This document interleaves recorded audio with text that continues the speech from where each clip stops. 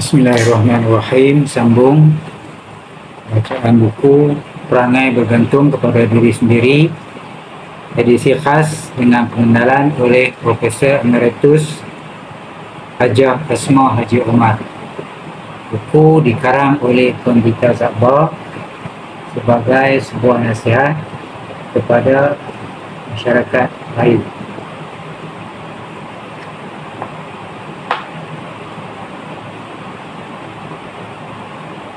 Surat 56, siri yang ke-19. Tegasnya, tiap-tiap seseorang yang ada kelayakan patutlah boleh bebas menimbang dengan ilmu dan akalnya sendiri dan mengambil keputusan daripada fahamannya sendiri akan Quran dan hadis. Pada apa-apa masalah agama yang ada didapati asas hukumnya di situ.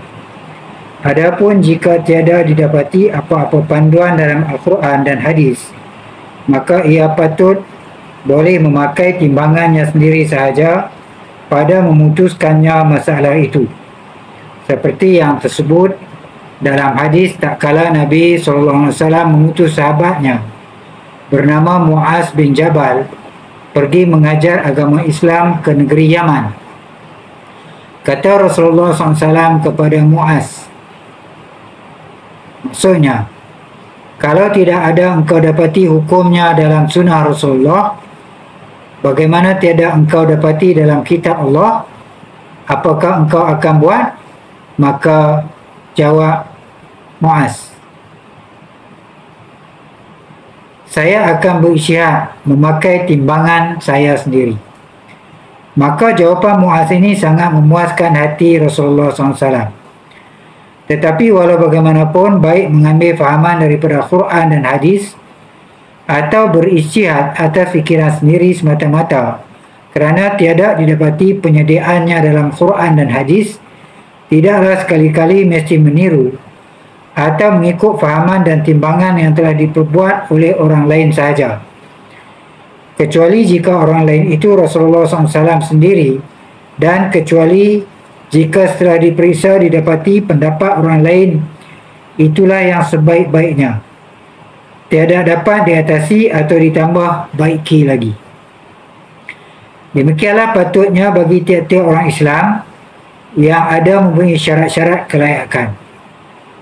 Maka alat perkakas yang memberi syarat-syarat kelayakan kepada seseorang itu ialah ilmu pengetahuan dalam bahasa Al-Quran dan dalam pengajian-pengajian kemajuan dunia beserta dengan akal yang sihat dan tajam. Oleh demikian, maka supaya mendapat kelayakan itu, wajiblah seseorang yang terpelajar cara sekarang berusaha bersungguh-sungguh mendapat akan alat perkakas itu yang tak boleh tidak mustahak bagi membolehkan sendiri pada mempergaji agama, iaitu pertama, ilmu pengetahuan akan bahasa asal agama Islam, iaitu ilmu-ilmu bahasa Arab dengan segala selok-beloknya. Dan yang kedua, beberapa banyak yang boleh dapat daripada pelajaran dan ilmu-ilmu pengetahuan lain, lama dan baru, yang telah ditahqiq betulnya oleh siasatan orang-orang sekarang. Adapun alat yang kedua ini mustahak untuk memberi mengerti akan cara-cara siasatan akal dan jalan-jalan penyelidikan pengetahuan dan kemajuan fikiran di antara ahli-ahli ilmu yang telah maju dalam dunia zaman ini. Setelah ada perkakas dari kedua-dua pihak ini, latihkanlah diri menjalankan ilmu-ilmu itu di atas asas pengetahuan sendiri dan siasatan sendiri memeriksa punca-punca ajaran agama di dalam Quran dan hadis, serta segala keterangan orang dahulu-dahulu itu, mana yang ada dan mana yang mustahak diperiksa. Buatlah demikian dengan bersungguh-sungguh, dengan hanya kerana Allah. Lihat dan uji tiap-tiap satunya di bawah suluhan ilmu-ilmu yang sah zaman ini, dan mengikut timbangan akal yang adil sehingga seberapa jauhnya yang boleh tersampaikan oleh kebolehan sendiri itu. Dengan demikian tak dapat tidak ada terzahirlah keputusan yang betul dan memuaskan kehendak kebenaran menurut bagaimana patutnya pada perkelilingnya hal dan zaman yang ada pada hari ini. Selain daripada itu, hendaklah juga biasakan menyiasat sendiri dalam apa-apa perkara yang dikaji itu. Dengan jalan itu kerap kali akan dapat mengeluarkan sesuatu pemahaman dan pembenangan yang baru yang belum pernah terfikir atau terpandang oleh orang dari dahulu. Pernah terfikir atau terpandang oleh orang dari dahulu. Maka yang demikian barulah dikatakan berijtihad sendiri namanya, iaitu mencurahkan sehabis-habis usaha dan tenaga, memeriksa dan menimbang semula apa-apa jua masalah agama dan cawangan-cawangannya yang mustahak, diperiksa dan ditimbang semula. Dengan jalan begitu, barulah sempurna sifat yang dikatakan bergantung kepada diri sendiri dalam hal agama, iaitu pedoman sendiri kepada Al-Quran dan hadis dan berpandu sendiri kepada akal dan nakal, bukan hanya mengikut fahaman orang lain dengan buta tuli.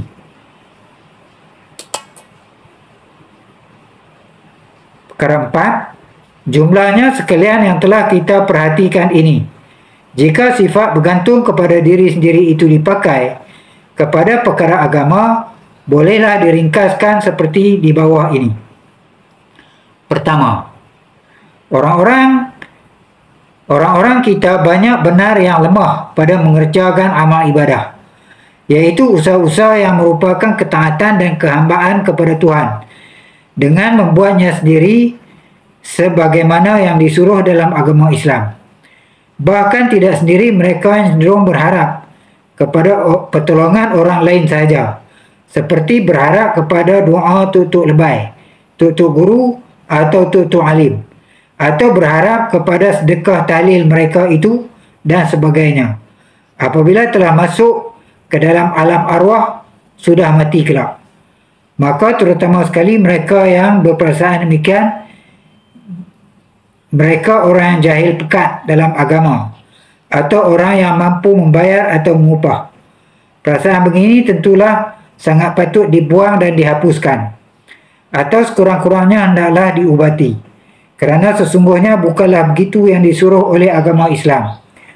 Suruhan Islam ialah tiap-tiap orang hendaklah berusaha sendiri mengerjakan amal-amal yang baik untuk ibadahnya dan menjauhi amal-amal yang jahat untuk maksiatnya. Jika membaca dalam kerja-kerja ibadah, hendaklah pula dengan cukup mengerti tiap-tiap apa yang dibaca itu, dan segala perbuatan yang dikerjakan untuk ibadah hendaklah juga sebaik-baiknya dengan mengerti akan tujuan dan hikmahnya. Ibadah sembahyang hendaklah dengan seberapa khusyuk dan tawaduk serta hadir hati terhadap Allah. Semua ibadah pun hendaklah dengan sepenuh-penuh ikhlas kerana Allah pada segala yang dikerjakan itu dan pada tiap-tiap kali mengerjakannya. Ya, ini bukan kerana manusia atau kerana takut atau puji, dan bukan pula kerana pahala dan balasan syurga atau neraka. Maka sekalian kehendak-kehendak itu tiadalah dapat dipenuhi jika kerja-kerja ibadah itu tidak dikerjakan sendiri. Kedua, tiap-tiap seorang mestilah berbuat sendiri tiap-tiap kerja ibadah yang disuruh buat itu, dan mesti sedia mengikut tanggungjawab sendiri di hadapan penghakiman Tuhan di akhirat kelak. Ia tidak dikehendaki mengharap kepada pertolongan orang, umpamanya kepada doa arwah daripada orang yang hidup apabila ia telah meninggal dunia ini kelak dan badannya telah masuk ke dalam kubur. Perasaan sedia mahu berharap kepada fidyah atau tebusan, umpamanya fidyah sembahyang, fidyah puasa yang dibuat oleh orang yang tinggal, dan berharap kepada bayaran upah beli baji dan sedekah tahlil dan bacaan qul huwallah dan sebagainya. Wajiblah dicabut daripada ingatan orang Islam, atau sekurang-kurangnya dilemah dan jangan digalakkan. Pada tempatnya hendaklah diganti dengan keyakinan dan azam, mesti bergantung harapan akhirat, kepada amal baik sendiri pada masa hidup lagi ini, dan kepada limpah ampunan dan kurnia Tuhan apabila sudah mati kelak. Tiap-tiap seorang Islam hendaklah melatih diri, mesti bersendiri menyempurnakan tanggungan-tanggungan untuk akhirat sendiri. Sekian, kita akan sambung perkara ketiga. Perkara 1 dan 2 dah dibaca, kita akan sambung perkara ketiga. Al-Fatihah untuk almarhum Pendeta Za'bah. Al-Fatihah. Bismillahirrahmanirrahim.